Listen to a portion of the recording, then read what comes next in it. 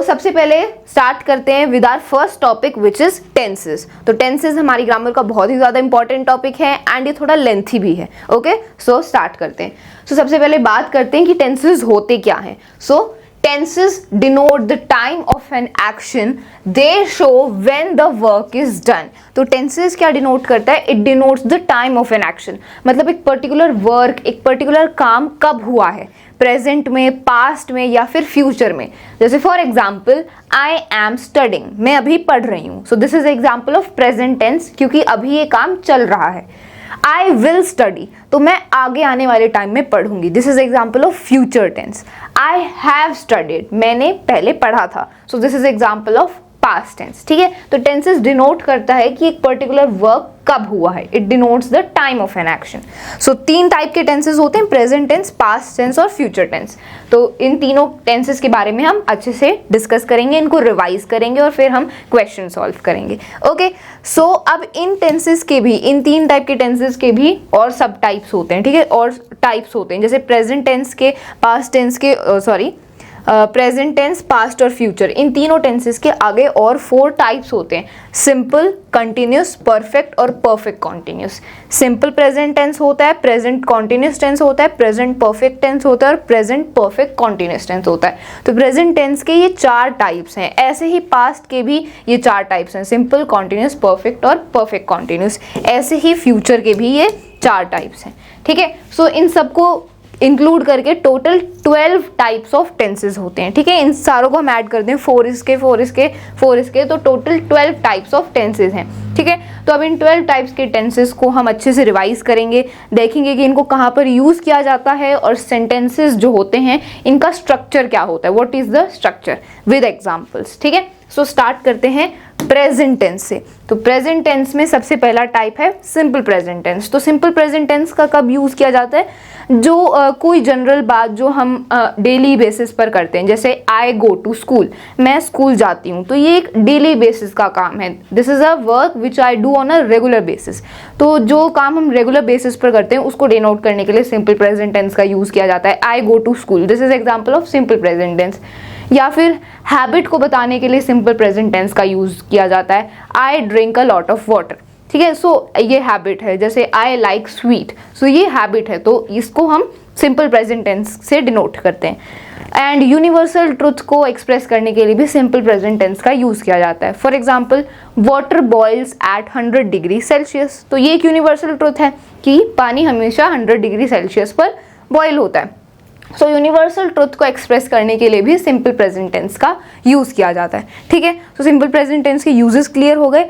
अब जो simple present tense के जो सेंटेंसेस होते हैं उनका क्या स्ट्रक्चर होता है, the structure of positive sentence, negative sentence, interrogative sentence. अब इनके स्ट्रक्चर्स के बारे में हम बात करते हैं। तो देखो, पॉजिटिव सेंटेंस क्या होते हैं, मतलब जो सिंपल सेंटेंस होते हैं जिसमें कोई नॉट या फिर क्वेश्चन मार्क नहीं होता, जो सिंपल अफर्मेटिव सेंटेंस होते हैं वो पॉजिटिव सेंटेंस होते हैं। जैसे for example she writes a letter. तो अब इन सेंटेंसेस का स्ट्रक्चर क्या होता है? Structure is very very important. इन स्ट्रक्चर्स को आपको याद करने की ज़रूरत नहीं है, जितना आप प्रैक्टिस करोगे तो वो स्ट्रक्चर आपको ऑटोमेटिकली ही याद हो जाएगा, इनको रटने की बिल्कुल भी ज़रूरत नहीं है।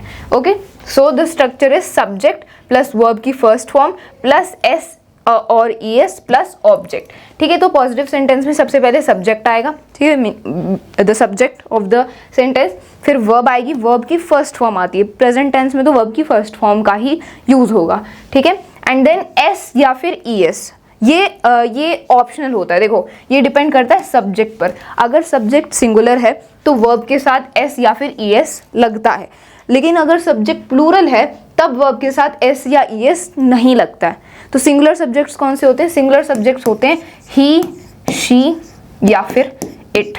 ठीक है, तो ही, शी, इट ये सिंगुलर सब्जेक्ट्स हैं। अगर सिंगुलर सब्जेक्ट्स होंगे तो वर्ब के साथ S या ES लगेगा, और अगर प्लूरल सब्जेक्ट होंगे, प्लूरल सब्जेक्ट कौन से होते हैं? आई, वी, यू, दे, ये प्लूरल सब्जेक्ट्स होते हैं। तो जब प्लूरल सब्जेक्ट्स होंगे तब वर्ब के साथ S या ES नहीं लगता है। जैसे यहाँ पर एग्जाम्पल में देख लो, शी राइट्स अ लेटर, तो शी क्या है? शी एक सिंगुलर सब्जेक्ट है, इसीलिए हमने वर्ब के साथ यहाँ पर S लगाया। राइट के साथ हमने राइट्स लिखा, S लगाया। S क्यों लगाया हमने? क्योंकि सब्जेक्ट हमारा सिंगुलर है। अगर सब्जेक्ट प्लूरल होता, जैसे आई होता है यहाँ पर, तो आई राइट अ लेटर आता, राइट्स नहीं आएगा। ठीक है, सो ये एस या ई एस सब्जेक्ट पर डिपेंड करता है कि सब्जेक्ट सिंगुलर है या प्लूरल है, ठीक है। तो वर्ब की फर्स्ट फॉर्म एस या ई एस ऑप्शनल है और लास्ट में ऑब्जेक्ट तो होगा ही। तो ये पॉजिटिव सेंटेंस का स्ट्रक्चर है। नेगेटिव सेंटेंस में क्या होता है, नेगेटिव सेंटेंस में नो नॉट एक नेगेटिव फीलिंग को एक्सप्रेस किया जाता है, तो वो नेगेटिव सेंटेंस हो गया, ठीक है। तो नेगेटिव सेंटेंस में नॉट इंक्लूड हो जाता है, ठीक है, सिंपल। तो सब्जेक्ट आएगा, सब्जेक्ट के बाद डू या फिर डज और फिर उसके साथ नॉट और वर्ब की फर्स्ट फॉर्म प्लस ऑब्जेक्ट। अब यहाँ पर हमने डू डज क्यों लगाया है, क्योंकि देखो नॉट लगाने के लिए उसके साथ हेल्पिंग वर्ब तो होनी चाहिए। तो हेल्पिंग वर्ब कौन सी यूज करेंगे हम यहाँ पर, डू या फिर डज। डू कब यूज करते हैं, डू यूज हम जब करते हैं जब हमारा सब्जेक्ट प्लूरल होता है, जैसे आई वी यू दे, इन सब्जेक्ट के साथ हम डू का यूज करेंगे।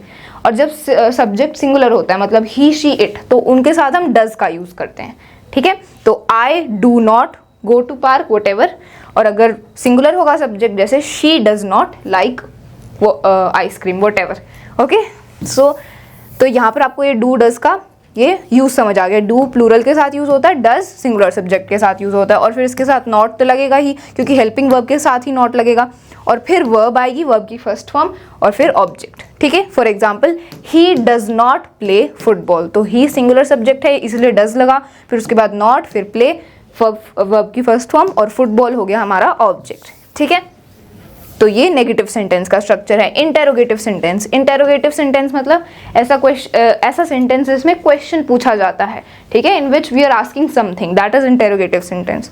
तो इंटेरोगेटिव सेंटेंस का स्ट्रक्चर होता है डू या does plus subject plus verb की फर्स्ट फॉर्म प्लस ऑब्जेक्ट। तो जो भी इंटेरोगेटिव सेंटेंस का स्ट्रक्चर होता है उसमें सबसे पहले हम हेल्पिंग वर्ब को ले आते हैं और फिर सब्जेक्ट आता है और फिर बाकी चीज़ें आती हैं। तो हेल्पिंग वर्ब देखो ये डू डज है ना, अगर हम वैसे सेंटेंस की बात करें जिसमें हेल्पिंग वर्ब नहीं है तो उसमें हम डू डज का यूज़ करते हैं।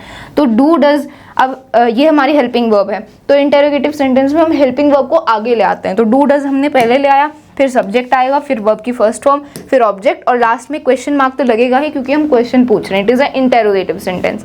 For example do you like to play guitar, तो डू पहले आ गया, फिर ये सब्जेक्ट आ गया यू, फिर ये वर्ब आ गई, नहीं ये तो वही है लाइक टू प्ले, तो ये वर्ब हो गई, एंड गिटार क्या है, ऑब्जेक्ट है, एंड लास्ट में क्वेश्चन मार्क।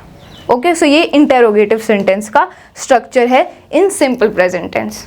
तो स्ट्रक्चर्स आपको पता चल गई, बस आपको इनको पता होने की ज़रूरत है, इनको रटने की बिल्कुल भी ज़रूरत नहीं है। आपको एक बेसिक आइडिया होना चाहिए कि स्ट्रक्चर होता क्या है, and that all, you don't need to remember this, okay. तो सिंपल प्रेजेंट टेंस हो गया। अब बात करते हैं प्रेजेंट कॉन्टिन्यूस टेंस की। तो अब जल्दी जल्दी इन सारे टेंसेस को हम रिवाइज कर लेते हैं और फिर क्वेश्चंस प्रैक्टिस करेंगे।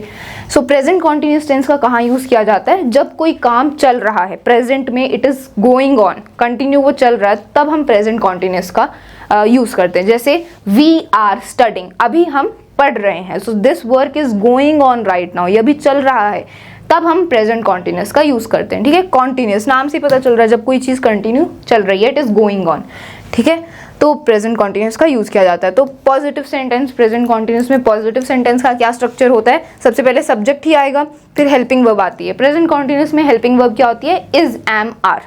अब इज किसके साथ यूज करते हैं, इज हम सिंगुलर सब्जेक्ट के साथ यूज करते हैं, जैसे ही, शी, इट। आर किसके साथ यूज करते हैं, आर हम प्लूरल सब्जेक्ट के साथ यूज करते हैं, यू, वी, दे। और एम किसके साथ यूज करते हैं, एम हम सिर्फ आई के साथ यूज करते हैं, आई एम डूइंग दिस, ये तो आपको पता भी होगा। आई के साथ हमेशा एम यूज होता है, इज, आर यूज नहीं होता, तो आई के साथ एम यूज होगा, ये स्पेशल केस है। और बाकी जो सिंगुलर सब्जेक्ट हैं उसमें उसके साथ इज यूज होता है और प्लूरल सब्जेक्ट के साथ आर यूज होता है। सो स्ट्रक्चर है subject plus is, am, are plus verb की first form plus ING plus object. Present continuous tense में, चाहे वो प्रेजेंट कॉन्टिन्यूस हो, पास्ट कॉन्टिन्यूस हो, फ्यूचर कॉन्टिन्यूस हो, जो भी कॉन्टिन्यूस टेंस होगा उसमें वर्ब के साथ आईएनजी तो लगेगी ही, बिकॉज अभी जो वर्क है वो कंटिन्यू चल रहा है, it is going on, that's why ING तो लगेगा ही वर्ब के साथ, ठीक है। और वर्ब की फर्स्ट फॉर्म के साथ ही आईएनजी लगता है, इस बात का ध्यान रखना। Then object, for example my friend is waiting for me, तो माई फ्रेंड हो गया सब्जेक्ट, अब ये सिंगुलर है इसलिए हमने इसका यूज किया। वेटिंग, वेट है वर्ब और इसके साथ आईएनजी हमने लगा दिया, तो ये वेटिंग हो गया। फॉर मी क्या है, इट्स द ऑब्जेक्ट, ठीक है। पॉजिटिव सेंटेंस का ये स्ट्रक्चर है। अब आगे आता है नेगेटिव सेंटेंस। तो नेगेटिव सेंटेंस में बस हमने नॉट और ऐड कर देना है, नॉट ऐड कर देना, बाकी का स्ट्रक्चर सेम है, subject plus is, am, are plus not plus verb की first form plus ING plus object. I am not going to the market, simple, ठीक है। जो हेल्पिंग वर्ब होती है उसी के बाद नॉट लगेगा, जो हेल्पिंग वर्ब है और जो मेन वर्ब है उनके बीच में नॉट आता है, ठीक है, हेल्पिंग वर्ब के बाद लगेगा not, I am not going to the market, ठीक है। Then interrogative sentence, interrogative sentence में हम क्या करते हैं, हेल्पिंग वर्ब को स्टार्टिंग में ले आते हैं। हेल्पिंग वर्ब क्या है, इज एम आर है, तो इसको हमने स्टार्टिंग में ले आना है। Is am are plus verb की first form plus I N G and then plus object, ये यहाँ पर थोड़ा मिसिंग हो गया, ठीक है, ये पूरा नहीं कंप्लीट हुआ। Is am are plus verb की फर्स्ट प्लस सब्जेक्ट, देखो इज एम आर आएगा, फिर सब्जेक्ट आएगा, फिर वर्ब की फर्स्ट फॉर्म आएगी, फिर प्लस आई एन जी और फिर ऑब्जेक्ट आएगा। ये यहाँ पर थोड़ा गलत प्रिंट हो गया, ठीक है। जैसे आर दे प्लेइंग फुटबॉल, तो आर हो गई हेल्पिंग वर्ब, दे है सब्जेक्ट, प्लेइंग है वर्ब की first form plus I N G और हॉकी क्या है, ऑब्जेक्ट है। Simple, okay. सो ये इंटेरोगेटिव सेंटेंस का स्ट्रक्चर है। अब ऐसे ही बात करते हैं present perfect tense. Present perfect tense का कब यूज किया जाता है, जब कोई एक्शन पास्ट में स्टार्ट हुआ लेकिन प्रेजेंट में खत्म हो गया, फिनिश हो गया, कंप्लीट हो गया, उसको डिनोट करने के लिए प्रेजेंट परफेक्ट टेंस का यूज किया जाता है। कोई ऐसा काम जो पास्ट में स्टार्ट हुआ लेकिन प्रेजेंट में अभी वो खत्म हो गया just, so for that we use present perfect tense, okay. जैसे for example she has written a letter, उसने अभी अभी एक लेटर लिखा है, मतलब लेटर लिखना पहले स्टार्ट हुआ लेकिन अभी उसने लेटर लिख लिया, so this is example of present perfect tense. अब स्ट्रक्चर देखते हैं। सो पॉजिटिव सेंटेंस का स्ट्रक्चर होता है subject plus has have plus verb की थर्ड फॉर्म प्लस ऑब्जेक्ट। तो देखो परफेक्ट टेंस में, प्रेजेंट परफेक्ट टेंस में जो हेल्पिंग वर्ब होती है वो होती है हैज़ या फिर हैव, और हमेशा वर्ब की थर्ड फॉर्म का यूज होता है और ऑब्जेक्ट, ठीक है। अब हैज़ किसके साथ यूज करना है, हैव किसके साथ यूज करना है, तो जो सब्जेक्ट सिंगुलर होता है, जब सब्जेक्ट सिंगुलर है तो उसके साथ हम हैज़ का यूज करते हैं और प्लूरल सब्जेक्ट के साथ हम हैव का यूज करते हैं, ठीक है। एंड देन वर्ब की थर्ड फॉर्म और ऑब्जेक्ट। जैसे for example she has written a letter, तो शी सब्जेक्ट है, ये सिंगुलर है इसलिए इसके साथ हमने हैज़ का यूज किया, फिर वर्ब की third form written and then a letter क्या है, ऑब्जेक्ट है, ओके। देन नेगेटिव सेंटेंस में हम बस नॉट को ऐड कर देंगे। नॉट कब लगेगा, हेल्पिंग वर्ब के बाद लगेगा। नॉट हमेशा हेल्पिंग वर्ब के बाद ही लगता है, तो हेल्पिंग वर्ब हमारी हैज़ हैव है, तो सब्जेक्ट प्लस हैज़ हैव, उसके बाद नॉट लगा देंगे और बाकी सारी चीज़ें सेम है, वर्ब की थर्ड फॉर्म और ऑब्जेक्ट। जैसे she has not written a letter, simple. अब इंटेरोगेटिव सेंटेंस में क्वेश्चन पूछे जाते हैं, तो इंटेरोगेटिव सेंटेंस में क्या करते हैं, हेल्पिंग वर्ब को स्टार्टिंग में ले आते हैं, तो ये हैज़ हैव पहले आ जाएगा, ठीक है। हैज़ हैव के बाद ये हेल्पिंग वर्ब है, ये पहले आ जाएगी, फिर आएगा सब्जेक्ट, फिर आएगी वर्ब की थर्ड फॉर्म और फिर ऑब्जेक्ट, ठीक है। यहाँ पर ये मिस हो गया, थोड़ा गलत प्रिंट हो रखा है, लेकिन कोई बात नहीं, अभी तो हम जस्ट रिवाइज कर रहे हैं, इन सभी को हमने डिटेल में ऑलरेडी समझा हुआ है, just now we are doing the revision. सो हैज़ हैव पहले आ गया, फिर सब्जेक्ट आएगा, फिर वर्ब की थर्ड फॉर्म और ऑब्जेक्ट और फिर लास्ट में question mark. For example has she written a letter, तो ये हेल्पिंग वर्ब आ गई, फिर सब्जेक्ट, फिर वर्ब की third form and then a letter क्या है, ऑब्जेक्ट है and then question mark, okay. So this is the present perfect tense. Present perfect tense हो गया। अब बात करते हैं प्रेजेंट परफेक्ट कॉन्टिन्यूस टेंस। तो प्रेजेंट परफेक्ट कॉन्टिन्यूस टेंस का कब यूज किया जाता है, it is used when a action is has started in the past, then it continued and then it has finished in the present। जब कोई काम या जब कोई एक्शन पास्ट में स्टार्ट हुआ, फिर वो कंटिन्यू चला, इट कंटिन्यूड, और फिर वो प्रेजेंट में खत्म हो गया, just now it has completed, उसको डिनोट करने के लिए प्रेजेंट परफेक्ट कंटिन्यूस टेंस का यूज किया जाता है, okay. For example she has been practising since morning, वो मॉर्निंग से प्रैक्टिस कर रही है, मतलब मॉर्निंग में उसने प्रैक्टिस करना स्टार्ट किया, फिर उसने प्रैक्टिस करी और अब उसकी प्रैक्टिस ओवर हो चुकी है। So this is example of present perfect continuous tense, ठीक है। अब स्ट्रक्चर देखते हैं। तो पॉजिटिव सेंटेंस का स्ट्रक्चर है subject plus has have. Has have तो आएगा क्योंकि इसमें परफेक्ट है, तो परफेक्ट है तो हैज़ हैव आएगा, ठीक है। और कॉन्टिन्यूस भी है तो आईएनजी भी लगेगा, ठीक है। तो subject plus has have plus been plus verb की first form plus ING and then object, ठीक है। She has been practising since morning, तो हैज़ किसके साथ लगेगा, जब सब्जेक्ट सिंगुलर है, हैव लगेगा जब सब्जेक्ट प्लूरल है, ठीक है। बीन तो लगेगा ही हैज़ हैव के बाद, और फिर वर्ब की फर्स्ट फॉर्म प्लस आईएनजी और ऑब्जेक्ट। शी हैज़, तो शी सब्जेक्ट है, ये सिंगुलर है इसलिए हैज़ लगा, फिर बीन लगा, देन प्रैक्टिस वर्ब की फर्स्ट फॉर्म है और इसके साथ आईएनजी, तो प्रैक्टिसिंग हो गया, एंड देन सिंस मॉर्निंग क्या है, it is the object. So she has been practising since morning. This is the structure of positive sentence. अब नेगेटिव सेंटेंस में क्या होगा, बस हम नॉट को ऐड कर देंगे। अब नॉट को कब ऐड करना है, किस वर्ड के बाद ऐड करेंगे, नॉट को हमेशा हम हेल्पिंग वर्ब के बाद ही ऐड करते हैं, इस बात का स्पेशल ध्यान रखना, ठीक है। नॉट हमेशा हेल्पिंग वर्ब के बाद ही ऐड होता है। तो हेल्पिंग वर्ब क्या है हमारी, हैज़ हैव है, तो इसी के बाद आएगा not. So the structure will be subject plus has have plus not plus been plus verb की first form plus ING and then object. She has not been writing a letter, she has not been writing a letter. तो not has के बाद, has have के बाद आएगा और been से पहले आएगा, ठीक है। Then interrogative sentence, interrogative sentence में हम क्या करते हैं, हेल्पिंग वर्ब को आगे ले आते हैं। सो हैज़ हैव ये हमारी हेल्पिंग वर्ब है, इसको हमने आगे ले आया, then subject, then been, then verb की first form plus ING, then object and then question mark. Okay, तो हैज़, देन हैज़ हैव के बाद क्या आएगा, सब्जेक्ट। तो has she been writing a letter, तो सब्जेक्ट ये हेल्पिंग वर्ब है, then this is the subject, then been, then verb की first form plus ING and then the object and then the question mark.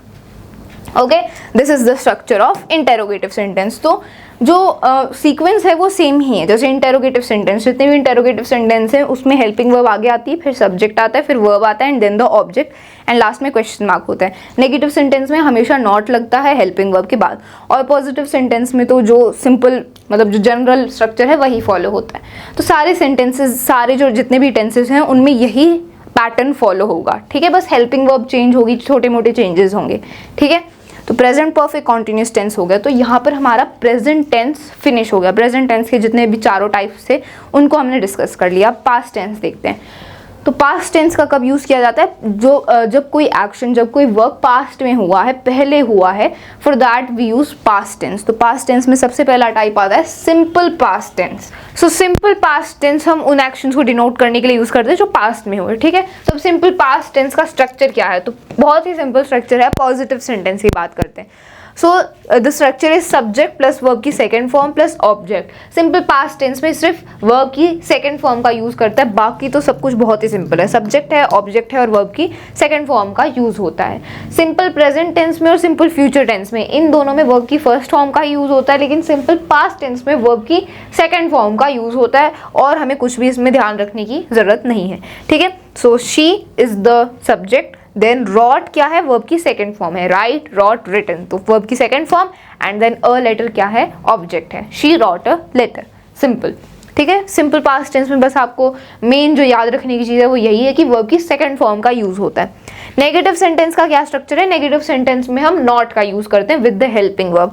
तो अब helping verb तो है नहीं, तो हेल्पिंग वर्ब हम कौन सी यूज करेंगे, did. We will use the helping verb did और उसके साथ हम नॉट का यूज करेंगे। जब हेल्पिंग वर्ब, जैसे हमने सिंपल प्रेजेंट में भी देखा था कि जब हेल्पिंग वर्ब नहीं होती हमारे पास तो हमने वहां पर डू डज का यूज किया, लेकिन पास्ट टेंस में, सिंपल पास्ट टेंस में हम डिड का यूज करते हैं फॉर द हेल्पिंग वर्ब, ठीक है। सो subject plus did plus not plus verb की फर्स्ट फॉर्म प्लस ऑब्जेक्ट। तो जब हमने यहाँ पर डिड का यूज कर लिया तो अब हम वर्ब की फर्स्ट फॉर्म का यूज करेंगे, इस बात का ध्यान रखना, ठीक है। जब आपका सिंपल पास्ट टेंस में जब पॉजिटिव सेंटेंस होता है और कोई हेल्पिंग वर्ब आपने यूज नहीं करी है तब आप वर्ब की सेकेंड फॉर्म का यूज करोगे, लेकिन जब आपने हेल्पिंग वर्ब का यूज कर लिया है विच इज डिड, तो डिड जब आपने यूज कर लिया तो अब आप वर्ब की फर्स्ट फॉर्म का ही यूज करोगे, इस बात का स्पेशल ध्यान रखना, ठीक है। तो सब्जेक्ट प्लस डिड, अब ये नेगेटिव सेंटेंस है तो डिड के बाद नॉट तो लगेगा ही, बिकॉज हेल्पिंग वर्ब के बाद नॉट लगती है, देन वर्ब की फर्स्ट फॉर्म और object. For example she did not write a letter, तो शी हमारा सब्जेक्ट हो गया,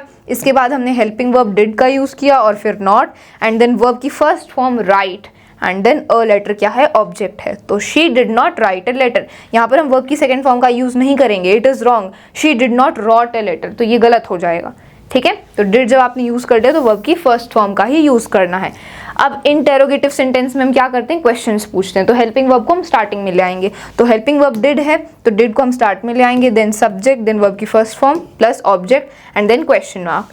did she write a letter, तो हेल्पिंग वर्ब हो गई, ये सब्जेक्ट हो गया एंड देन वर्ब की फर्स्ट फॉर्म ही यूज होगी बिकॉज डिड हमने यूज कर लिया है and then a letter object है and then question mark, simple. So इन बातों का आपको ध्यान रखना है सिंपल पास्ट टेंस में। अब है पास्ट कॉन्टिन्यूस टेंस, तो पास्ट कॉन्टिन्यूस टेंस का कब यूज किया जाता है, जब कोई एक्शन पास्ट में स्टार्ट हुआ और फिर वो कंटिन्यू चला, so for that we use past continuous tense. कोई ऐसा वर्क जो पास्ट में स्टार्ट हुआ एंड देन फिर वो कंटिन्यू चला, so for that we use past continuous tense. For example they were playing outside, वो बाहर खेल रहे थे, तो उन्होंने खेलना स्टार्ट किया पास्ट में और फिर वो काम कंटिन्यू चला, वो फिर खेलते रहे, ठीक है। And then that for that we use past continuous tense. फिर पास्ट कॉन्टिन्यूस टेंस का एग्जाम्पल है। अब स्ट्रक्चर की बात करते हैं तो पॉजिटिव सेंटेंस का स्ट्रक्चर है subject plus was were plus verb की first form plus ING plus object. देखो जितने भी कॉन्टिन्यूस टेंस हैं उनमें वर्ब की फर्स्ट फॉर्म प्लस आईएनजी तो आएगी ही आएगी। तो ये तो कंफर्म हो गया, ये एक कॉमन चीज़ है तीनों टेंसेज में, तो इसका आपको ध्यान रखने की जरूरत नहीं है। कॉन्टिन्यूस में वर्ब की फर्स्ट फॉर्म प्लस आईएनजी का यूज तो होता ही है, तो ये तो आएगा ही। ठीक है, ऑब्जेक्ट हो गया, सब्जेक्ट हो गया। हेल्पिंग वर्ब कौन सी होगी? हेल्पिंग वर्ब होगी वॉज वर। तो पास्ट कॉन्टिन्यूस टेंस में हेल्पिंग वर्ब होती है वॉज या फिर वर। वॉज किसके साथ यूज करते हैं? जब सब्जेक्ट हमारा सिंगुलर होता है उसके साथ वॉज का यूज करेंगे, और जब सब्जेक्ट प्लूरल होता है उसके साथ वर का यूज करेंगे। जैसे ही शी इट, इनके साथ हम वॉज का यूज करेंगे, और वी यू दे, इनके साथ हम वर का यूज करेंगे। आई के साथ भी वॉज का ही यूज किया जाता है। तो यहाँ पर एक एक्सेप्शन है, आई ही शी इट, इन चारों के साथ वॉज का यूज किया जाएगा, और वी यू दे इनके साथ वर का यूज करते हैं। ठीक है, तो आई के साथ भी वॉज का ही यूज होता है। सो वो सब्जेक्ट पर डिपेंड करता है कि वॉज या वर कौन सा यूज होगा। तो subject plus was were plus verb की first form plus ING and then object. They were playing outside, तो दे हमारा सब्जेक्ट है, अब ये प्लूरल है तो इसलिए हमने वर का यूज किया, फिर वर्ब की first form plus ING and then object. They were playing outside, simple. Okay, वो बाहर खेल रहे थे। देन नेगेटिव सेंटेंस में हम क्या करते हैं? नॉट ऐड करते हैं। कब ऐड करेंगे? हेल्पिंग वर्ब के बाद। तो हेल्पिंग वर्ब हमारी वॉज वर है, तो इसी के बाद हम नॉट को ऐड कर देंगे। So subject plus was were plus not and then बाकी चीजें सेम है, वर्ब की first form plus ING and object. They were not playing outside, simple. Helping verb के बाद हम नॉट ऐड कर देंगे। They were not playing outside. ठीक है, इंटेरोगेटिव सेंटेंस में हम क्या करते हैं? हेल्पिंग वर्ब को स्टार्टिंग में ले आते हैं। तो हेल्पिंग वर्ब वॉज वर है, इसको हम स्टार्टिंग में ले आएंगे, देन सब्जेक्ट, देन वर्ब की first form plus ING and then object, and last में क्वेश्चन मार्क पक्का लगाना है, बिकॉज इंटेरोगेटिव सेंटेंस है तो क्वेश्चन मार्क तो लगेगा ही। सो वर दे प्लेइंग आउटसाइड, तो वर हो गई helping verb, subject, then verb की first form plus ING and then object and then question mark. Simple, कुछ भी ऐसा नहीं है, जो पैटर्न है वो तो सेम ही फॉलो हो रहा है सारे टेंसेज में, बस हेल्पिंग वर्ब और वर्ब की फॉर्म का डिफरेंस है थोड़ा बहुत। ठीक है, तो उसका आपको ध्यान रखना है। तो ये पास्ट कॉन्टिन्यूस टेंस हो गया। अब बात करते हैं पास्ट परफेक्ट टेंस की। तो पास्ट परफेक्ट टेंस का कब यूज करते हैं? जब कोई काम पास्ट में स्टार्ट हुआ और फिर वो पास्ट में ही खत्म हो गया, मतलब पास्ट में ही वो परफेक्ट हो गया, फिनिश हो गया। For that we use past perfect tense. ठीक है, जैसे for example she had written a letter, उसने एक लेटर लिखा, तो उसने लिखना स्टार्ट किया और फिर वो लिख भी चुकी है, मतलब वो खत्म हो चुका है, वो काम खत्म हो चुका है। सो इन चीज़ों को डिनोट करने के लिए हम पास्ट परफेक्ट टेंस का यूज करते हैं। ठीक है, लेट्स सी द स्ट्रक्चर। तो पॉजिटिव सेंटेंस का स्ट्रक्चर होता है subject plus had plus verb की थर्ड फॉर्म प्लस ऑब्जेक्ट। तो परफेक्ट टेंस में हम वर्ब की थर्ड फॉर्म का ही यूज करते हैं। तो वर्ब की थर्ड फॉर्म तो आएगी ही, ऑब्जेक्ट भी आएगा, सब्जेक्ट भी आएगा। हेल्पिंग वर्ब कौन सी होगी? पास्ट में हम पास्ट परफेक्ट में हम हैड का यूज करते हैं। ठीक है, और ये हैड जो हेल्पिंग वर्ब है ये सारे सब्जेक्ट्स के साथ यूज होगी, मतलब चाहे आपका सब्जेक्ट सिंगुलर हो प्लूरल हो उसके साथ हैड ही लगेगा। ठीक है, so had is the helping verb and then verb की थर्ड फॉर्म लगेगी एंड सब्जेक्ट ऑब्जेक्ट तो होगा ही। So for example she had written a letter, तो शी हमारा सब्जेक्ट है, इसके साथ हैड लगाया which is the helping verb, then verb की third form written and then object a letter. ठीक है, तो यहाँ पर शी हो, आई हो, वी यू दे, कुछ भी सब्जेक्ट हो उसके साथ हैड ही लगेगा और वर्ब की थर्ड फॉर्म लगेगी। ठीक है, नेगेटिव सेंटेंस में क्या करते हैं? हम नॉट ऐड कर देते हैं हेल्पिंग वर्ब के बाद। हेल्पिंग वर्ब क्या है? हैड है, तो उसके बाद हम नॉट ऐड कर देंगे, बाकी सारी चीजें सेम है। Subject plus had plus not plus verb की third form plus object. She had not written a letter, simple. Okay, interrogative sentence में हम हेल्पिंग वर्ब को आगे ले आते हैं और सब्जेक्ट पीछे आ जाता है। ठीक है, तो हैड पहले आ जाएगा, देन सब्जेक्ट, देन वर्ब की third form plus object and then question mark. So had she written a letter, तो ये हेल्पिंग वर्ब हो गया, ये ऑब्जेक्ट हो गया, ये वर्ब की third form and then this is the object and question mark. Okay, very simple. Just आपको क्या ध्यान रखना है, हर एक टेंस में जो पैटर्न है, जो सेंटेंसेस का जो स्ट्रक्चर है वो तो ऑलमोस्ट सेम ही है, लेकिन आपको ध्यान रखना है कि हर एक टेंस में कौन सी हेल्पिंग वर्ब का यूज किया जा रहा है और कौन सी फॉर्म ऑफ वर्ब का यूज किया जा रहा है। जितने भी परफेक्ट टेंस हैं उसमें वर्ब की थर्ड फॉर्म का यूज किया जाता है, जहां पर भी कॉन्टिन्यूस टेंस होता है वहां पर वर्ब की फर्स्ट फॉर्म प्लस आईएनजी तो लगती ही है, एंड देन आपको हेल्पिंग वर्ब्स का भी ध्यान रखना है। ठीक है, सो ये थोड़ी बातें हैं जिनका आपको ध्यान रखना है and you can easily score well in tenses। ठीक है, आप सारे टेंसेस के क्वेश्चंस को सॉल्व कर सकते हो। तो पास्ट परफेक्ट हो गया, अब देखते हैं पास्ट परफेक्ट कॉन्टिन्यूस टेंस। अब पास्ट परफेक्ट कॉन्टिन्यूस टेंस का कब यूज किया जाता है? जब कोई काम, जब कोई वर्क पास्ट में स्टार्ट हुआ, फिर वो कंटिन्यू चला एंड पास्ट में ही वो परफेक्ट हो गया, मतलब खत्म हो गया. For that we use past perfect continuous tense. For example the poet had been writing poems since morning. तो पोएट ने मॉर्निंग से पोएम लिखना स्टार्ट किया, फिर उसने पोएम्स लिखी, कंटिन्यू चला वो काम, और फिर उसने पोएम लिखनी बंद कर दी, तो वो खत्म हो गया. So action started in past, then it continued and finished in past. उसके लिए हम पास्ट परफेक्ट कॉन्टिन्यूस टेंस का यूज करते हैं. ठीक है, अब स्ट्रक्चर देखते हैं. तो पॉजिटिव सेंटेंस का स्ट्रक्चर होता है सब्जेक्ट प्लस हैड. देखो परफेक्ट है तो हैड तो लगेगा ही, और कॉन्टिन्यूस है तो वर्ब की फर्स्ट फॉर्म प्लस आईएनजी तो लगेगा ही. ये तो हमें नाम देखकर ही पता चल रहा है, इतना तो हम कंफर्म है. तो सब्जेक्ट आएगा, हैड आएगा. अब पास्ट परफेक्ट कॉन्टिन्यूस है तो बीन का भी यूज करेंगे, जैसे हमने प्रेजेंट परफेक्ट कॉन्टिन्यूस में यूज किया था बीन का, तो यहाँ पर भी बीन का यूज होगा. तो subject plus had plus been, then verb की first form plus ING and then object. ठीक है, for example the poet had been writing poem since morning. तो द पोएट हो गया सब्जेक्ट, देन हैड बीन, फिर verb की first form plus ING and then poet poem since morning, ये हमारा पूरा ऑब्जेक्ट हो गया. सिंपल, बस आपको स्ट्रक्चर ध्यान होना चाहिए. स्ट्रक्चर भी सारे टेंसेस का ऑलमोस्ट सेम ही है, बस हेल्पिंग वर्ब और वर्ब की फॉर्म का ध्यान रखो. ठीक है, सो ये हो गया. ठीक है, सब्जेक्ट हो गया, हैड बीन आएगा और वर्ब की फर्स्ट फॉर्म प्लस आईएनजी. अब नेगेटिव सेंटेंस में हम क्या करेंगे, नॉट ऐड कर देंगे. नॉट कब ऐड करते हैं, हेल्पिंग वर्ब के जस्ट बाद. तो हेल्पिंग वर्ब हैड है हमारी, ये हेल्पिंग वर्ब है, तो इसके बाद हम नॉट ऐड कर देंगे. ठीक है, हैड और बीन के बीच में यहाँ पर आएगा नॉट. तो so it will be the poet had not been writing poem since morning. बाकी का सारा स्ट्रक्चर सेम है, बस हमने नॉट ऐड कर दिया हेल्पिंग वर्ब के बाद. ठीक है, इंटेरोगेटिव सेंटेंस में हम हेल्पिंग वर्ब को स्टार्टिंग में ले आएंगे. सो हेल्पिंग वर्ब है हैड, फिर सब्जेक्ट, फिर बीन प्लस वर्ब की first form plus ING, then object and then question mark. So had the poet been writing poem since morning, तो ये हेल्पिंग वर्ब हो गई. ये सब्जेक्ट, ये बीन, देन वर्ब की first form plus ING, then object and question mark. Okay, so this is the structures of past perfect continuous tense. तो हमारा past tense भी फिनिश हो गया. पास्ट टेंस के जो भी चारों टाइप्स थे वो हमने डिस्कस करे और उनके स्ट्रक्चर्स विद एग्जांपल्स हमने अच्छे से रिवाइज कर लिए. सो प्रेजेंट टेंस हो गया, पास्ट टेंस हो गया. Let's discuss the future tense. तो फ्यूचर टेंस के भी 4 टाइप्स हैं, वन बाय वन उनको डिस्कस करते हैं. तो फ्यूचर टेंस कब यूज़ करते हैं, जब कोई एक्शन आगे आने वाले टाइम में होगा, फ्यूचर में होगा, तब हम फ्यूचर टेंस का यूज़ करते हैं. So simple future tense. तो सिंपल फ्यूचर टेंस मतलब कोई एक्शन जो फ्यूचर में होने वाला है उसको डिनोट करने के लिए हम सिंपल फ्यूचर टेंस का यूज करेंगे. ओके, अब इसका स्ट्रक्चर क्या है. तो पॉजिटिव सेंटेंस का स्ट्रक्चर होता है subject plus will shall plus verb की फर्स्ट फॉर्म प्लस ऑब्जेक्ट. तो देखो बाकी का सारा स्ट्रक्चर तो सेम है. जैसे सिंपल प्रेजेंट टेंस में हमने देखा था सब्जेक्ट आएगा और वर्ब की फर्स्ट फॉर्म तो आएगी ही, ऑब्जेक्ट आएगा. बस यहाँ पर हेल्पिंग वर्ब क्या है, हेल्पिंग वर्ब होगी हमारी विल या फिर शैल. तो विल आपको किसके साथ लगाना है, शैल किसके साथ लगाना है. शैल सिर्फ 2 ही सब्जेक्ट्स के साथ लगता है, आई और वी. इन 2 सब्जेक्ट्स के साथ ही शैल का यूज हो सकता है और किसी सब्जेक्ट के साथ आप शैल का यूज नहीं करोगे.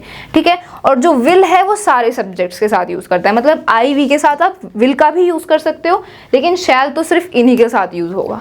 ठीक है, तो विल सारे सब्जेक्ट्स के साथ यूज होता है, he she it I we you they. Will सबके साथ यूज हो सकता है, लेकिन शैल सिर्फ इन 2 सब्जेक्ट्स के साथ ही यूज होगा. ओके, क्लियर हुआ. तो सब्जेक्ट, देन विल शैल आएगा, देन वर्ब की first form plus object. For example I will go to the market, मैं मार्केट जाऊंगा. सो आई हो गया सब्जेक्ट, इसके साथ हमने विल का यूज किया, शैल भी यूज कर सकते थे. गो टू द मार्केट, तो गो हो गई हमारी वर्ब की first form and then this is the object. Simple. अब नेगेटिव सेंटेंस में हम बस नॉट को ऐड कर देंगे. तो मेन तो स्ट्रक्चर अगर आप इतना भी याद करते हो तो नेगेटिव और इंटेरोगेटिव आप खुद भी फॉर्म कर सकते हो. बिकॉज नेगेटिव में जस्ट हमें नॉट ऐड करना है हेल्पिंग वर्ब के बाद, और इंटेरोगेटिव में हमें हेल्पिंग वर्ब को आगे ले आना है बस. तो आप अगर ये वाला इतना भी ध्यान रखते हो ना, तो आप बाकी के स्ट्रक्चर्स खुद ही फॉर्म कर सकते हो. ठीक है, तो नेगेटिव में हम नॉट ऐड कर देंगे हेल्पिंग वर्ब के बाद. हेल्पिंग वर्ब विल शैल है तो इसी के बाद नॉट लग जाएगा. बाकी सारी चीज़ें सेम है, subject plus will shall plus not plus verb की first form plus object. I will not go to the market. Interrogative में हम इसको स्टार्टिंग में ले आएंगे तो विल शैल आ जाएगा, देन सब्जेक्ट, देन वर्ब की first form plus object and then question mark. So will I go to the market, तो ये हमारा helping verb, then this is the subject, this is the verb की first form and this is the object and question mark. Okay, so ये हमारा simple future tense था। तो आपको बस हेल्पिंग वर्ब और वर्ब की फॉर्म का ही ध्यान रखना है मेन, तो बाकी स्ट्रक्चर आप खुद भी फॉर्म कर सकते हो। ओके, सिंपल फ्यूचर टेंस हो गया। अब बात करते हैं फ्यूचर कॉन्टिन्यूस टेंस। तो अब फ्यूचर कॉन्टिन्यूस टेंस का हम कब यूज करते हैं, जब कोई काम फ्यूचर में बिगिन होगा और फिर वो कंटिन्यू चलेगा, तो इसको डिनोट करने के लिए हम फ्यूचर कॉन्टिन्यूस टेंस का यूज करते हैं। ठीक है, जैसे for example Reena will be running in the race, मतलब रीना रेस में पार्ट लेगी, वो रेस में दौड़ेगी फ्यूचर में और फिर वो कंटिन्यू दौड़ेगी। So she will begin running in the future and then she will continue run. तो इसको डिनोट करने के लिए हमने फ्यूचर कॉन्टिन्यूस टेंस का यूज करते हैं। This is example of future continuous tense. ठीक है, अब इसका स्ट्रक्चर होता है पॉजिटिव सेंटेंस का subject plus will shall. Will shall तो लगेगा क्योंकि यही हेल्पिंग वर्ब होती है फ्यूचर टेंस में। देन अब कंटिन्यूस टेंस की बात हो रही है तो वर्ब की फर्स्ट फॉर्म प्लस आईएनजी भी लगेगा। एंड बस यहाँ पर हम बी का और यूज करेंगे, फ्यूचर कॉन्टिन्यूस टेंस में हम बी का यूज करते हैं। ठीक है, बाकी सारी चीजें सेम है जो कॉन्टिन्यूस टेंस में होती ही हैं। ठीक है, जैसे सब्जेक्ट विल शेल हमारी हेल्पिंग वर्ब है, इसके साथ बी लगेगा और वर्ब की फर्स्ट फॉर्म प्लस आईएनजी और object. For example Reena will be running in the race, तो रीना हमारा सब्जेक्ट है, she is the subject. Then हमने अब ये रीना क्या है, शी, अगर इसको हम सब्जेक्ट की वैसी फॉर्म में देखें तो ये क्या है, शी, तो इसलिए हमने इसके साथ विल का यूज किया। ठीक है, अगर यहाँ पे आई वी होता तो आप शेल का भी यूज कर सकते थे। ठीक है, तो Reena will be, then verb की first form plus ING and then in the race क्या है, ये हमारा ऑब्जेक्ट है। ठीक है, so this is the structure of future continuous tense. अब नेगेटिव सेंटेंस में हम नॉट ऐड कर देंगे हेल्पिंग वर्ब के बाद, मतलब हम विल शेल के बाद नॉट ऐड कर देंगे। सो ये हो जाएगा Reena will not be running in the race. बाकी सारी चीजें सेम है, बस हमें हेल्पिंग वर्ब के तुरंत बाद नॉट को लगा देना है। Subject plus will shall plus not plus be plus verb की first form plus ING plus object. ठीक है, Reena will not be running in the race. Interrogative sentence में हेल्पिंग वर्ब को स्टार्टिंग में ले आओ, सो ये विल शेल पहले आ जाएगा, then subject, then be, then verb की first form plus ING, then object and then question mark. Will Reena be running in the race, तो ये हेल्पिंग वर्ब हो गई, ये सब्जेक्ट, ये बी, वर्ब की first form plus ING and then the object and question mark.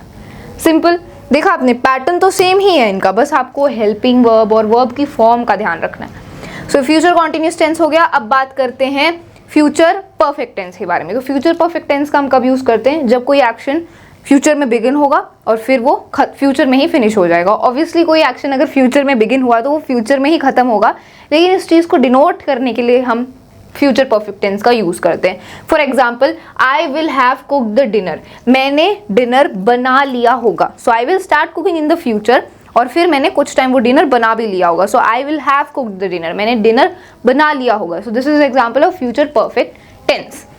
अब structure देखते हैं। पॉजिटिव सेंटेंस का स्ट्रक्चर होता है subject plus will shall plus have plus verb की थर्ड फॉर्म प्लस ऑब्जेक्ट। देखो फ्यूचर है तो हेल्पिंग वर्ब हमारी विल शेल ही होगी। अब ये परफेक्ट टेंस है तो वर्ब की थर्ड फॉर्म का यूज होगा एंड हैव का यूज होगा। ठीक है, सो सब्जेक्ट होगा, विल शेल होगा, फिर उसके बाद हैव होगा एंड देन वर्ब की थर्ड फॉर्म और ऑब्जेक्ट। तो सेंटेंस हो जाएगा आई will have cooked the dinner. तो आई हमारा सब्जेक्ट है, इसके साथ हमने हेल्पिंग वर्ब विल का यूज किया। विल या शेल दोनों यूज कर सकते थे आप, या फिर बिकॉज आई है अगर वी होता तब भी आप यूज कर सकते थे, अदरवाइज बाकी सारे सब्जेक्ट के साथ विल का ही यूज होता है। Then have and then cooked, verb की थर्ड फॉर्म। ठीक है, कुक्ड, कुक, कुक्ड, कुक्ड, तो ये थर्ड फॉर्म होती है, तो यहाँ पर हमने वर्ब की थर्ड फॉर्म और ये ऑब्जेक्ट हो गया। ठीक है, नेगेटिव सेंटेंस में हम नॉट ऐड कर देंगे हेल्पिंग वर्ब के बाद। तो हेल्पिंग वर्ब हमारी जो इस फ्यूचर परफेक्ट में हेल्पिंग वर्ब कौन सी मानी जाती है, विल शेल ही हमारी हेल्पिंग वर्ब है, तो इसी के बाद हम नॉट लगा देंगे। सो ये हो जाएगा subject plus will shall plus not और फिर हैव और वर्ब की थर्ड फॉर्म और ऑब्जेक्ट, ये तो सेम रहेगा। So this will be I will not have cooked the dinner. Simple. Interrogative में हम क्या करेंगे, हेल्पिंग वर्ब को स्टार्टिंग में लाएंगे, तो विल शेल पहले आ जाएगा, फिर सब्जेक्ट प्लस फिर हैव एंड देन वर्ब की थर्ड फॉर्म, ऑब्जेक्ट और question mark. So shall I have eaten the food, shall ये हमारी helping verb, this is the subject, this is have and then verb की third form and object question mark. Shall I have eaten the food. Simple. Okay, so ये future perfect tense है। अब बात करते हैं future perfect continuous tense. Future perfect continuous tense का कब use करते हैं, जब कोई एक्शन फ्यूचर में बिगिन होगा, फिर वो कंटिन्यू चलेगा एंड देन फ्यूचर में फिनिश हो जाएगा, कंप्लीट हो जाएगा। इसको डिनोट करने के लिए हम फ्यूचर परफेक्ट कॉन्टिन्यूस टेंस का यूज करते हैं। For example, she will have been writing a letter, वो एक लेटर लिख रही होगी। ठीक है, she will have been writing a letter, तो वो फ्यूचर में लेटर लिखना स्टार्ट करेगी, फिर वो लेटर लिखेगी एंड देन वो लेटर लिख भी लेगी। So she will have been writing a letter. ठीक है। अब इसका स्ट्रक्चर होता है पॉजिटिव सेंटेंस का सब्जेक्ट, फिर विल शेल, ठीक है, विल शेल तो आएगा ही बिकॉज फ्यूचर हो रहा है, फ्यूचर टेंस की बात हो रही है। परफेक्ट में हैव आएगा और बीन का हम यूज करेंगे, एंड कॉन्टिन्यूस है तो वर्ब की फर्स्ट फॉर्म प्लस आईएनजी तो लगेगा ही, एंड देन ऑब्जेक्ट, ठीक है। तो सब्जेक्ट, फिर विल शेल, फिर हैव बीन, देन वर्ब की first form plus ING and then the object. So example है she will have been writing a letter, तो शी हमारा सब्जेक्ट है, विल हमारी हेल्पिंग वर्ब है, then have been, then writing first की verb की first form plus ING and then the object, okay. Negative sentence में हम नॉट ऐड कर देंगे, नॉट कब ऐड करेंगे, हेल्पिंग वर्ब के सीधा बाद, तो विल शैल के बाद हमने नॉट को ऐड कर देना है, बाकी जो पूरा स्ट्रक्चर है वो सेम है, ठीक है। She will not have been writing a letter, simple.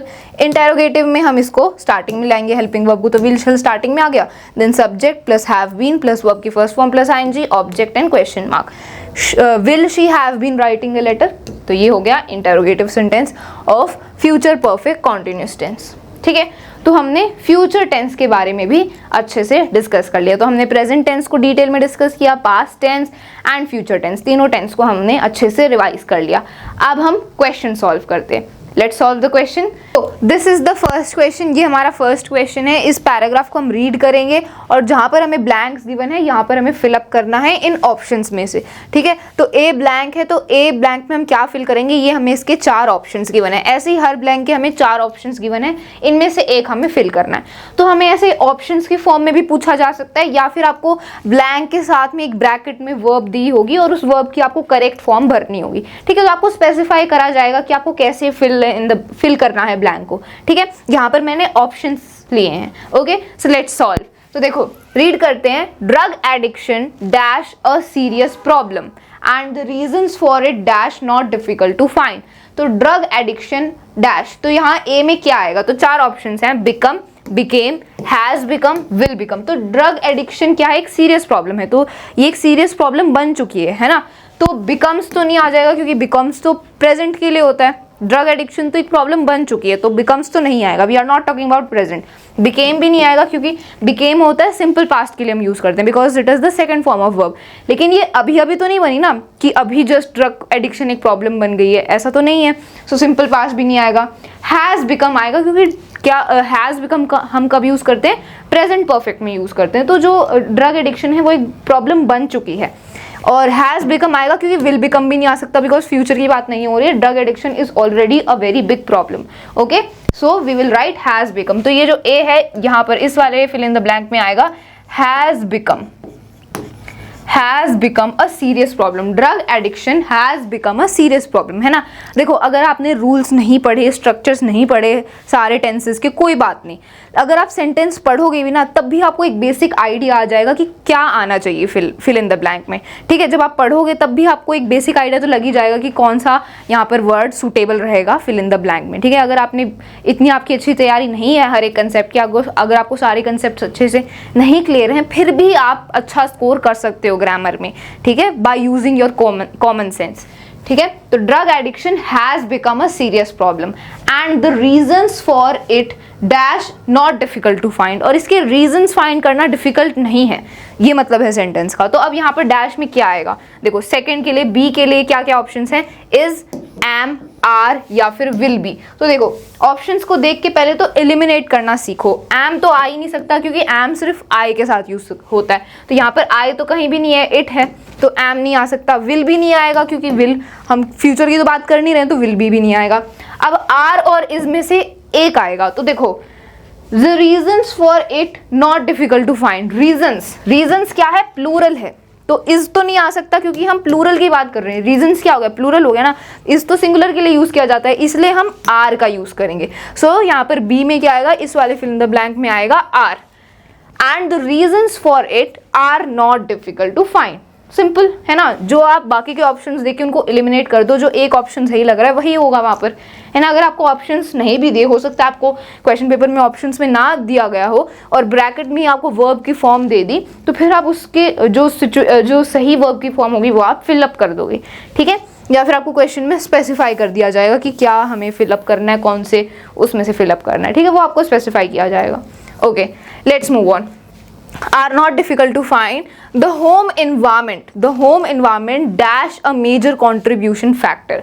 Home environment भी एक बहुत बड़ा contribution factor है ड्रग एडिक्शन की प्रॉब्लम के लिए. तो यहाँ पर इस फिल इन द ब्लैंक में क्या आएगा, सी में क्या आएगा, तो यहाँ पर ऑप्शन देखते हैं, इज, एम, आर या विल बीइंग. देखो विल बीइंग भी नहीं आएगा, एम भी नहीं आएगा, क्योंकि एम सिर्फ आई के साथ लगता है और फ्यूचर की हम बात कर नहीं रहे, तो विल बीइंग नहीं आएगा. अब इज और आर में से एक आएगा. इज और आर में से कौन सा आएगा, देखो अगर सब्जेक्ट सिंगुलर है तो इज लगा देंगे, सब्जेक्ट प्लूरल है तो आर लगा देंगे. देखो द होम इन्वायरमेंट क्या है, ये एक चीज है, it is singular, so that's why हम इज यूज करेंगे. The home environment is a major contribution factor. Simple, is a major contribution factor. तो यहां पर आ जाएगा सी में फर्स्ट ऑप्शन. ठीक है, देन आगे is a major contribution factor. Modern life dash very hectic. जो हमारी मॉडर्न लाइफ है बहुत हेक्टिक बन चुकी है. तो अब ये सेंटेंस का मीनिंग है, तो यहाँ पर इस डैश में क्या आएगा, डी में became, becomes, is being, become, has become. तो अब देखो इज बीइंग बिकम तो कुछ नहीं होता, तो ये तो नहीं आएगा. इज बीइंग बिकम कुछ होता है, नहीं, सो this will not be the answer. Becomes भी नहीं आएगा, क्योंकि हम प्रेजेंट की थोड़ी बात कर रहे हैं, प्रेजेंट की बात थोड़ी हो रही है. जो मॉडर्न लाइफ है वो हमारी हेक्टिक बन चुकी है ना. मॉडर्न लाइफ हमारी कितनी ज़्यादा हेक्टिक हो चुकी है, कितनी बिजी हो चुकी है, ये मतलब है सेंटेंस का.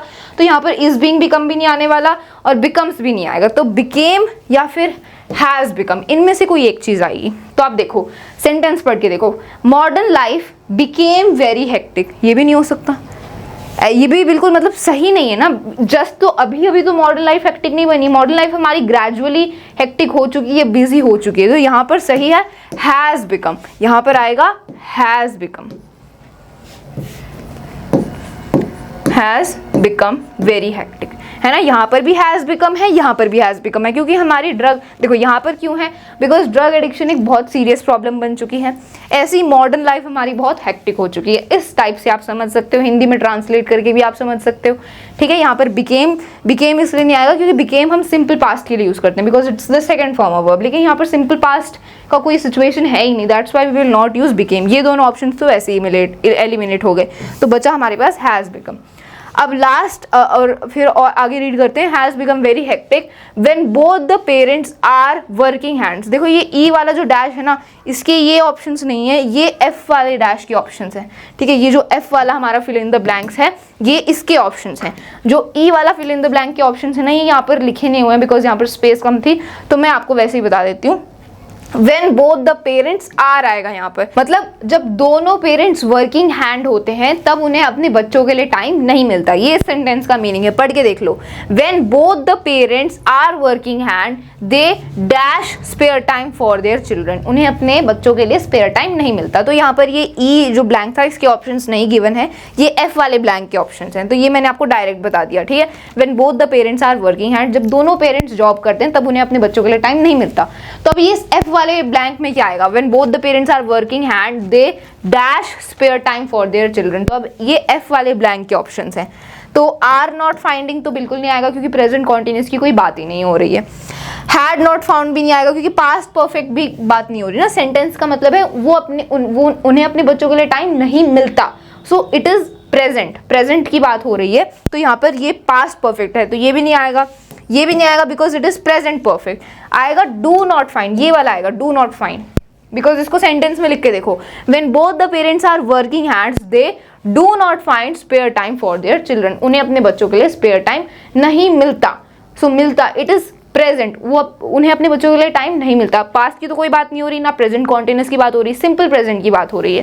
दैट्स वाई यहाँ पर डू नॉट फाइंड आएगा. डू कब लगता है, सिंपल प्रेजेंट में लगता है. सो दैट्स वाई यहाँ पर आएगा डू नॉट फाइंड. ठीक है, तो ये हमने सारे fill in the blanks fill कर दिए.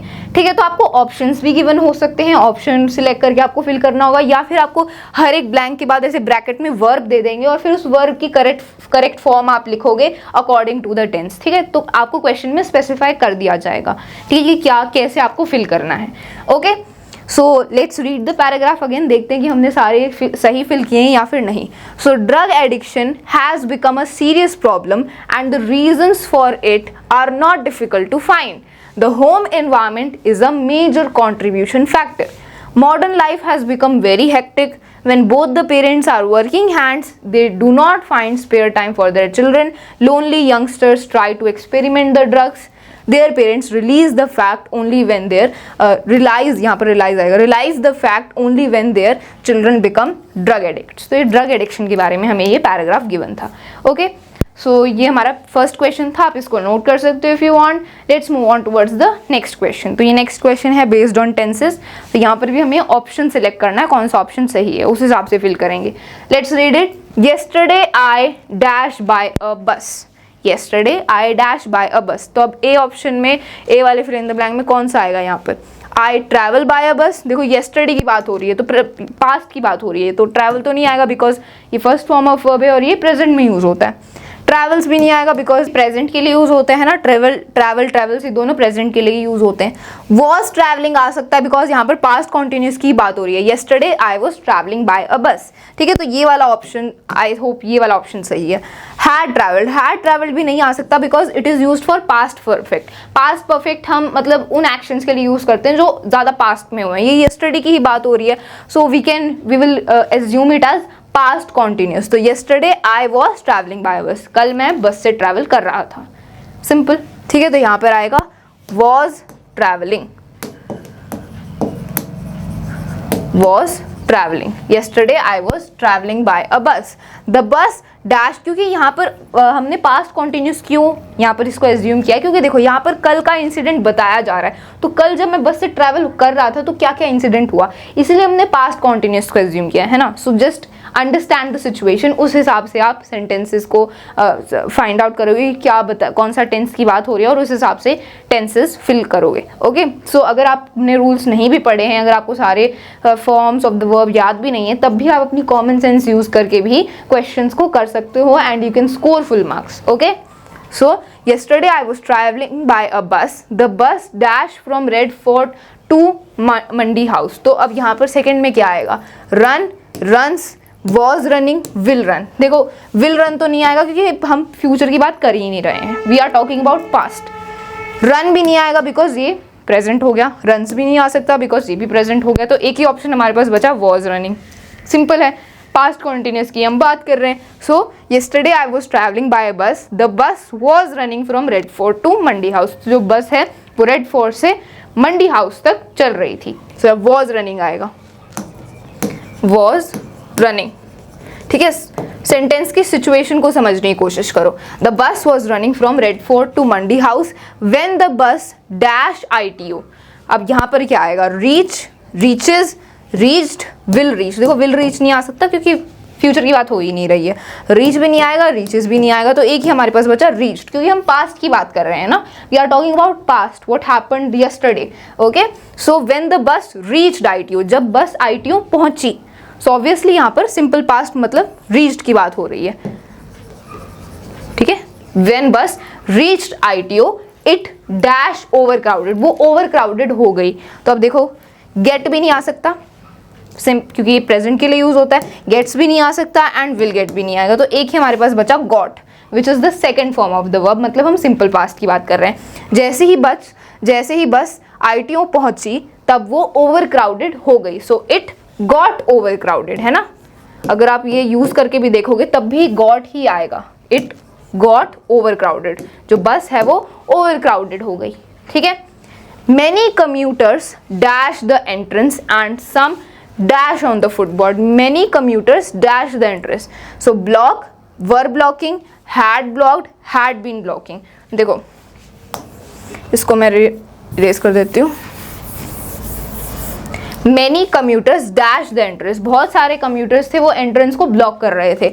So अब क्या आएगा? block तो नहीं आएगा because present की हम बात नहीं कर रहे हैं. were blocking हो सकता है. had blocked या had been blocking नहीं आएगा क्योंकि हम past perfect continuous की तो बात नहीं कर रहे. ठीक है. many commuters had blocked the entrance and some were on the footboard. तो ये हम बाद में देखेंगे. many commuters dash the entrance. तो यहाँ पर आएगा had blocked क्योंकि were blocking we are not talking कि वो ब्लॉक कर रहे थे. बहुत सारे लोगों ने एंट्रेंस को ब्लॉक कर दिया है ना. एंट्रेंस ब्लॉक होता है तो यहाँ पर कॉन्टिन्यूस नहीं हो सकता, यहाँ पर had blocked आएगा. सो it got overcrowded, many commuters had blocked the entrance. तो यहाँ पर आएगा had blocked,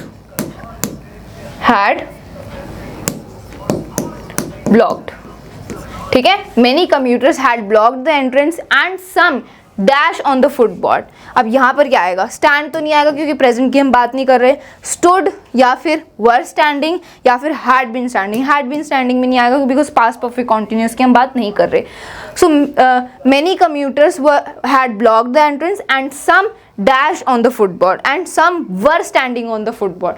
कुछ फुटबॉर्ड पर खड़े थे और कुछ ने एंट्रेंस को ब्लॉक कर दिया था, है ना. सेंटेंस को समझो, उसको हिंदी में ट्रांसलेट करो और उस हिसाब से फिल करो. बिकॉज स्टूड तो नहीं आ सकता बिकॉज यहाँ पर पास्ट कॉन्टिन्यूस की बात हो रही है इस वाले सेंटेंस में. कुछ कम्यूटर्स ने एंट्रेंस को ब्लॉक कर दिया और फिर कुछ जो थे वो फुटबॉर्ड पर खड़े थे. दे वर स्टैंडिंग ऑन द फुटबॉर्ड, तो यहाँ पर वर स्टैंडिंग आएगा, ठीक है. Many commuters had block the entrance. कुछ कम्यूटर्स ने, बहुत सारे कम्यूटर्स ने एंट्रेंस को ब्लॉक कर दिया और कुछ फुटबॉर्ड पर खड़े थे, ठीक है. दैट्स वाई वर स्टैंडिंग आएगा बिकॉज खड़े थे is a continuous one. So past continuous की बात हो रही है इसलिए वर स्टैंडिंग आएगा. Many commuters had block the entrance and some were standing on the footboard, ठीक है. तो आई होप आपको ये वाला पैराग्राफ भी अच्छे से क्लियर हो गया. इसमें तो सारे ये थर्ड वाले ऑप्शन थे, ठीक है. इसमें सारे थर्ड ऑप्शंस करेक्ट थे. Okay, so let's read the paragraph. Yesterday I was traveling by a bus. कल मैं एक बस से ट्रैवल कर रहा था. The bus was running from Red Fort to Mandi House. जो बस है वो रेड फोर्ट से मंडी हाउस तक चल रही थी. When the bus reached ITO, it got overcrowded. Many commuters had blocked the entrance and some were standing on the footboard. Suddenly the bus stopped with a jerk. Okay? So ये आपका second question था of tense. तो हमने tenses का जो topic है वो पूरा अच्छे से कंप्लीट कर लिया है. हमने टेंसेस के सारे टॉपिक्स को रिवाइज कर लिया एंड अब कुछ क्वेश्चंस भी सॉल्व कर लिए. सो आई होप आपको टेंसेस का टॉपिक रिवाइज हो गया है.